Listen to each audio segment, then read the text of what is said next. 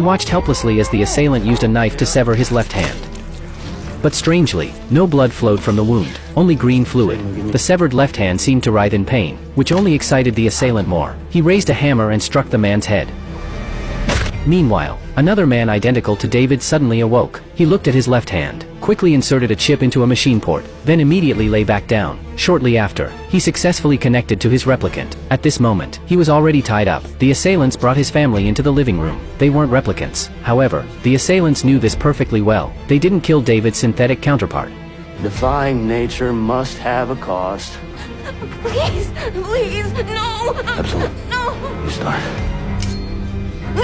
Then, the assailant murdered David's entire family, including his children, right in front of him. Subsequently, they burned his replicant. The next second, David awoke, along with his colleague, Cliff. At this point, they were on a mission in space, heading to a life-sustaining planet 120,000 light-years away, to prevent them from developing psychological issues. During the 6-year journey, the government had created replicants for them before their departure. They could use a consciousness transfer device to control their replicants on Earth and spend time with their families. Upon learning of his family's murder, Cliff immediately sought out David to comfort him, but it only provoked David's resentment.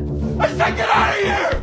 From that day on, David became increasingly negative, losing interest in everything. It wasn't until he saw his family's funeral on television, along with news of the killer voluntarily surrendering, that a flicker of despair appeared in David's eyes. This meant he could no longer avenge his family. One day, as Cliff was fishing with his son, his watch alerted him to an anomaly in the airlock. This meant David might be trying to commit suicide. He frantically ran home. When he reached the airlock door, he saw David inside, motionless. He opened the hatch and asked David, "Everything okay?" "Sure. Just looking things over." Despite David saying he was fine, Cliff was still scared. However, Cliff didn't know that even more terrifying events were about to unfold.